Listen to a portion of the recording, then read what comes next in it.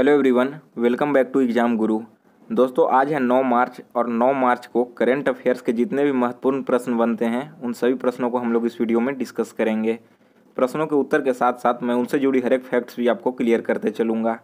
अगर आप SSC, UPSC, BPSC, railway या बैंकिंग किसी भी गवर्नमेंट एग्जाम की तैयारी करते हैं तो हमारे चैनल पर डेली करंट अफेयर से जुड़ी वीडियो देखना ना भूलें। चलिए आज का करंट अफेयर शुरू करते हैं।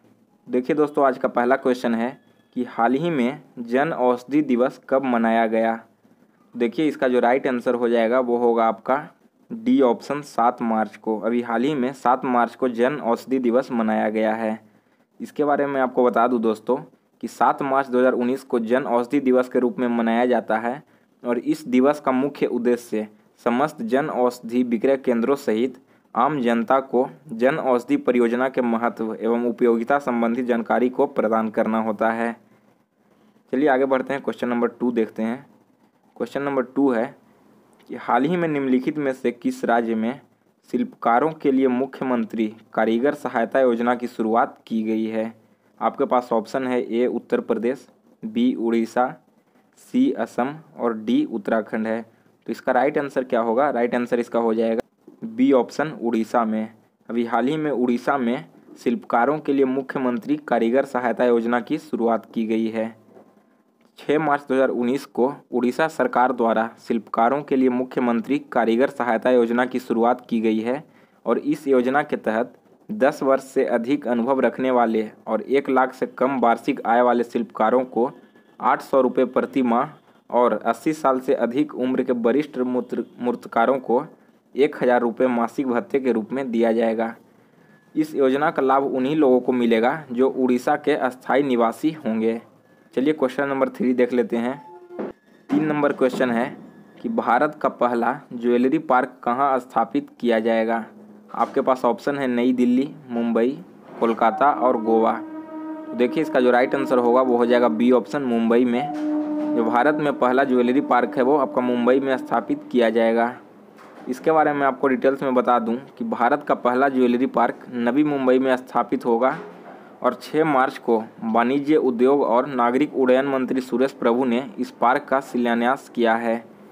इस आभूषण पार्क का लक्ष्य भारतीय ज्वेलरी बाजार को आधुनिक समय के हिसाब से विकसित करना है। चलिए आगे बढ़ते हैं, क्वेश्चन नंबर 4 देख लेते हैं। अब क्वेश्चन नंबर 4 है कि 6 मार्च को निम्न में से किसे भाभा परमाणु अनुसंधान केंद्र के निदेशक के रूप में नियुक्त किया गया है। इसका राइट आंसर हो जाएगा दोस्तों ए ऑप्शन अजीत कुमार मोहंती को। आपको बता दूं कि अजीत कुमार मोहंती को अभी हाल ही में 6 मार्च को भाभा परमाणु अनुसंधान केंद्र का निदेशक के रूप में नियुक्त किया गया है। उनकी यह नियुक्ति अगले 3 साल के लिए हुई है और भाभा परमाणु अनुसंधान केंद्र भारत का अग्रणी परमाणु अनुसंधान केंद्र है। आप ये भी याद रखिएगा कि आपका जो भाभा परमाणु अनुसंधान केंद्र है इसकी मुख्यालय मुंबई में है। ये क्वेश्चन काफ़ी इंपॉर्टेंट है और आपके किसी भी एग्जाम में पूछा जा सकता है कि भाभा परमाणु अनुसंधान केंद्र का मुख्यालय कहाँ है। तो इसका राइट आंसर होगा मुंबई में है। चलिए आगे बढ़ते हैं, नेक्स्ट क्वेश्चन नंबर 5 देख लेते हैं। क्वेश्चन नंबर 5 है कि हाल ही में प्रधानमंत्री मोदी कुंभ सफाई कर्मियों को कितनी धनराशि दान के रूप में दी है। अभी आपने सुना होगा हाल ही में जो कुंभ मेला लगा हुआ था इसमें भारत के प्रधानमंत्री नरेंद्र मोदी ने वहां के सफाई कर्मियों को कितने रुपए दान में दिया है। का राइट आंसर हो जाएगा सी ऑप्शन 21 लाख रुपया। आपको बता दूं कि प्रधानमंत्री नरेंद्र मोदी ने कुंभ मेले में काम कर रहे सफाई कर्मचारियों के कल्याण के लिए अपनी व्यक्तिगत बचत से 21 लाख रुपये कॉपर्स फंड में दान किए हैं। अभी हाल ही में उन्होंने दक्षिण कोरिया में मिले सियोल शांति पुरस्कार की 1.3 करोड़ की राशि को भी स्वच्छ गंगा कोष में दान कर दिया है। और इससे पहले 24 फरवरी को प्रधानमंत्री मोदी ने प्रयागराज में कुंभ मेले के दौरान काम कर रहे 5 सफाई कर्मियों के पांव धोए थे और बड़े ही आदर के साथ उन्हें शॉल भी भेंट की थी। इससे पहले आपको बता दूं कि प्रधानमंत्री को 2015 तक मिले उपहारों की सूरत में नीलामी की गई थी, जिससे प्राप्त लगभग 8.33 करोड़ रुपए की राशि को नमामि गंगे अभियान को समर्पित किया गया था। इतना ही नहीं, अभी हाल ही में प्रधानमंत्री ने अपने कार्यकाल के दौरान मिले स्मृति चिन्हों को भी नीलामी किया था, जिससे लगभग 3.5 करोड़ रुपए की प्राप्ति हुई थी और उसे भी उन्होंने नमामि गंगे मिशन में दान कर दिया है। चलिए आगे बढ़ते हैं, क्वेश्चन नंबर 6 देखते हैं। अब 6 नंबर क्वेश्चन है कि हाल ही में किस देश की संसद ने सरकार और राष्ट्रपति का अपमान करने पर 15 दिनों की जेल या 1.06 लाख रुपए का जुर्माना का प्रावधान किया है? तो यह प्रावधान लागू किया गया है रूस में। इसका राइट आंसर डी ऑप्शन सही हो जाएगा, रूस। अभी हाल ही में रूस की संसद ने सरकार और राष्ट्रपति का अपमान करने पर 15 दिनों की जेल या इसके बदले 1.06 लाख रुपए का जुर्माने का प्रावधान किया है। चलिए आगे बढ़ते हैं, क्वेश्चन नंबर 7 है। 7 नंबर में कहा गया है कि हाल ही में निम्न में से किसके द्वारा स्वागत यानी कि automatic fair collection getting system launch किया गया है? आपके पास ऑप्शन है Bharat electronics limited, DRDO, ISRO और NCL। इसका जो राइट आंसर होगा वो हो जाएगा A option, Bharat electronics limited.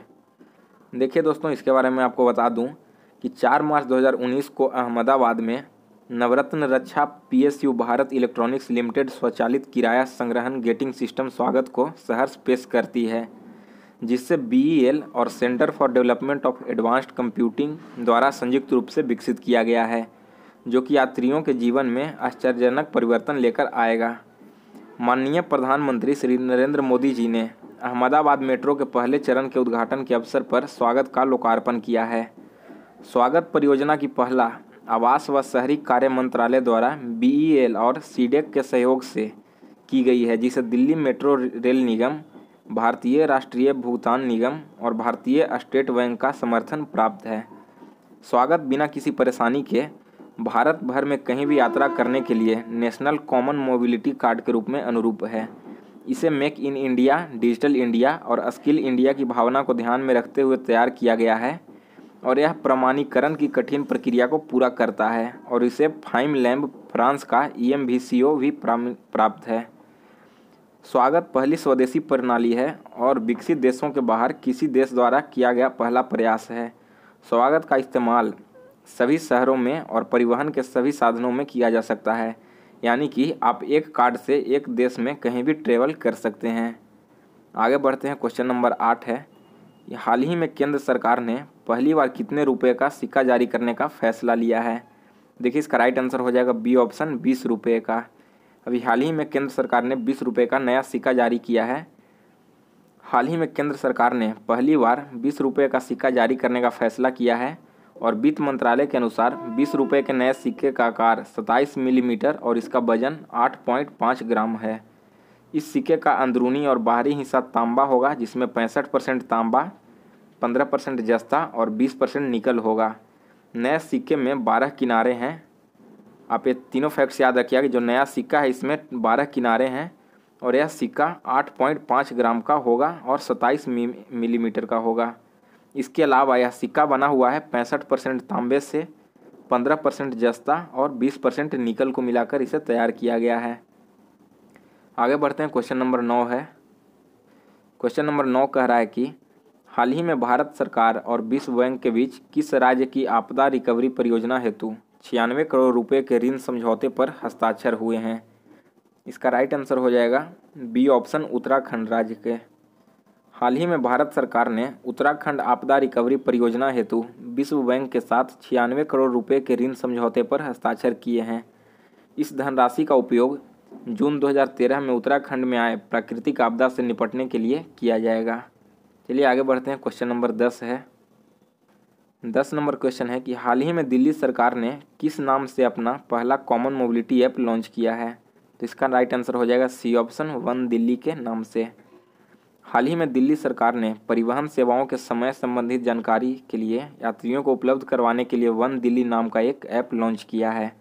इस ऐप के द्वारा यात्री आसानी से bus route, timing, bus stand पर आने का टाइम भी जान सकेंगे। आगे बढ़ते हैं, क्वेश्चन नंबर 10 है। 10 क्वेश्चन कह रहा है कि 11 नंबर क्वेश्चन, हाल ही में जियोलॉजिकल सर्वे ऑफ इंडिया ने देश भर में कितने GPS स्टेशनों की स्थापना की है? इसका राइट आंसर हो जाएगा 22 स्टेशन। अभी हाल ही में जियोलॉजिकल सर्वे ऑफ इंडिया ने देश भर में टोटल 22 GPS स्टेशनों की स्थापना की है। इन GPS का उपयोग भूकंपीय खतरनाक क्षेत्रों की पहचान करने और मानचित्रण गतिविधियों को प्रोत्साहित करने के लिए किया जाएगा। 22 GPS स्टेशनों की स्थापना कलकत्ता, तिरुवनंतपुरम, जयपुर, पुणे, देहरादून, चेन्नई, जबलपुर, भुवनेश्वर, पटना, रायपुर, भोपाल, चंडीगढ़, गांधीनगर, विशाखापट्टनम, अगरतला, ईटानगर, जम्मू, लखनऊ, नागपुर, शिलोंग और लिटिल अंडमान में किया गया है। आप ये फैक्ट्स याद रखिएगा कि आपका जियोलॉजिकल सर्वे ऑफ इंडिया है, इसकी स्थापना हुई थी सन 1851 ईस्वी में। तो ये थे आज के कुछ महत्वपूर्ण करेंट अफेयर्स। अब चलिए आज देख लेते हैं आज के प्रश्न, जो कि आपको कमेंट सेक्शन में जिसका जवाब देना है। तो इसमें पहला क्वेश्चन है कि अलीगढ़ आंदोलन का संस्थापक कौन था। आपके पास ऑप्शन है सर सैयद अहमद खां, बी में है मौलाना खां बहादुर, सी में है सर आगा खां और डी में है मौलवी देवमुख। इसका सही आंसर क्या होगा आप हमें कमेंट सेक्शन में बताइएगा। सेकंड नंबर में है कि निम्न में से किस नदी को भारत में खुला नाला कहा जाता है। आपके पास ऑप्शन है गंगा नदी, यमुना नदी, नर्मदा और रावी। और आज का जो तीसरा क्वेश्चन है वो है कि 12 मार्च को भारत और किस देश के बीच संयुक्त सैन्य अभ्यास अल नगाह 2019 के तीसरे संस्करण का आयोजन किया जाएगा। आपके पास ऑप्शन में है पाकिस्तान, बांग्लादेश, श्रीलंका और ओमान। तो इन तीनों प्रश्नों का राइट आंसर क्या होगा हमें कमेंट सेक्शन में बताइएगा। और आपको वीडियो पसंद आया हो तो इसे लाइक और शेयर कीजिएगा।